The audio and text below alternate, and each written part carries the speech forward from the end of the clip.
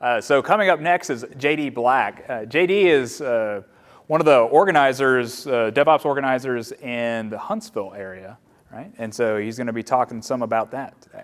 About something that we started called Devops for Defense Meetup, and how to drive transformation through the community. I'm a technical fellow and program director at Northrop Grumman. My current role is as the technical director of a global missile defense command and control system. And our challenge is, how do we take these good ideas from the commercial world and apply them into high risk, high reward government, high rigor contexts. So we are in Huntsville, Alabama, Rocket City, USA. We do a lot of cool stuff. Please come down and visit us anytime that you want. We're just down the road. But when we say Rocket City, we mean it. Our environment is really government-based. There's a huge government footprint in our town, built around Redstone Arsenal. And if you don't think that government bureaucracy and command and control culture is a thing, I can tell you it is. It's a really challenging environment to work within and drive these kind of ideas and principles. The good news for us is we have phenomenal people. We have incredible skills, and we are motivated by what, in my opinion, is the best mission in the world, defending our nation and our allies from the threat of ballistic missile attack.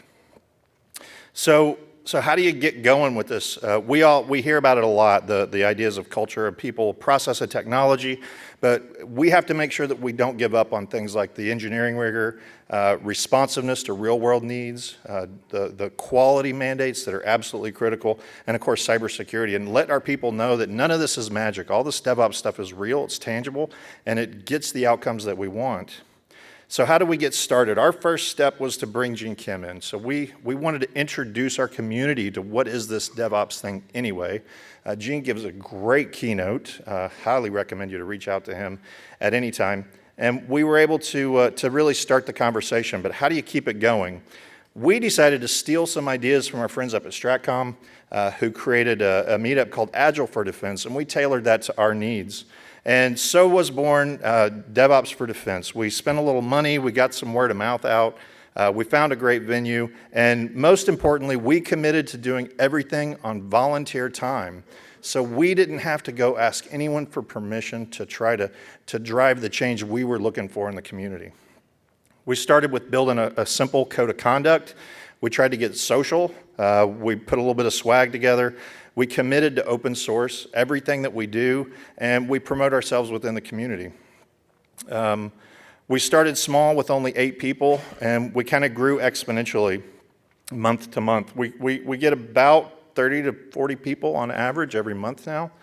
And we do that with the help of great partners, whether it's Rocket Republic Brewing Company that hosts us, or Tech Systems, a small business that we partner with to try to drive this change in our environment. Simple things like buying a stack of books to support a book club to help our members of our community learn from what's going on in the broader world is phenomenal.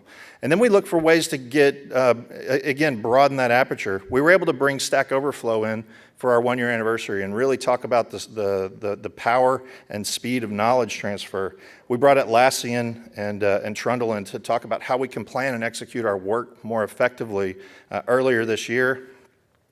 And we're starting to see those grassroots improvements. We're seeing people latch on and understand a new way of not only working, but a new way of thinking about how to work and how to plan and execute that without giving up on quality, without giving up on cybersecurity, and without giving up on engineering rigor, which is really important to us.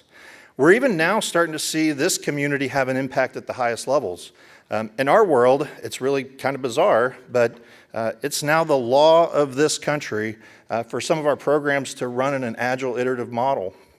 And just recently we saw the DoD CIO put out what they call the DevSecOps Reference Design, a really interesting 90-page report on how to adopt some of the practices that we've already seen talked about here today. And we're seeing that progress in our environments. It's not a fast progress. It's slower maybe than some of us would like, but we are seeing progress, and our people are starting to understand and get excited about it, which makes me excited. So our commitment is to stick with the community and help as we work through all of this as a meetup and as a member of this public space. We try to bring in guest speakers. We make sure that we're bringing technology in and introducing our people to new ways of thinking about how to apply that technology, how to communicate and continuously learn. And we're doing that with events like we had last week, pulling in companies like Red Hat to talk to us about how does infrastructure as code transition into security as code and get us that repeatable, reliable deployment. And